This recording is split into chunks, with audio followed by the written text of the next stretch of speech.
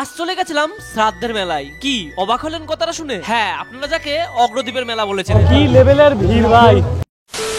আজ সকাল সকাল বিন্নগর থেকে ট্রেনে চেপে দাঁড়িয়ে দাঁড়িয়ে 1 ঘন্টা জার্নি করার পর পৌঁছে গেলাম বেথুয়াডুরি স্টেশন। ট্রেন থেকে নেমে বহু মানুষের গন্তব্যস্থল আজ একই। প্রথমবার যেতে চলেছি অগ্রদ্বীপের মেলায়। আর স্টেশন থেকেই ভিড়টা জাস্ট দেখো। আর সকাল থেকে যেহেতু পেটে কিছু পড়িনি, তাই তো সামনে এক দাদা ভাইয়ের দোকান থেকে নিয়ে নিলাম কচুরি। কারণ বেথুয়াডুরি স্টেশন থেকে এখনো 18 কিলোমিটার গাড়িতে জার্নি করতে হবে আমাকে। ভাড়া পড়লো মাথা পিছু 40 টাকা করে, কিন্তু আমাদের নামিয়ে দিল মেলা থেকে 1.5 কিলোমিটার দূরে। যারা জানেন না তাদের একটু জানিয়ে দিই, এটা হলো পশ্চিমবঙ্গের 3য় বৃহত্তম মেলা। আপনারা যদি মনে করেন হাওড়ার দিক থেকে আসবেন, তাহলে আপনাদের ধরতে হবে কাটোয়া লোকাল। কাটোয়া স্টেশনের 2 স্টেশন আগেই পড়ে অগ্রদ্বীপ ধাম। সেইখান থেকেই আপনারা লঞ্চঘাট পার হয়ে চলে আসতে পারেন অগ্রদ্বীপের মেলায়। আর এটা বলতে তো ভুলেই গেছি, আপনারা যদি শিয়ালদার দিক থেকে আসেন বা বনগাঁর দিক থেকে আসেন, আপনাদের প্রথমেই নামতে হবে রানাঘাট স্টেশনে।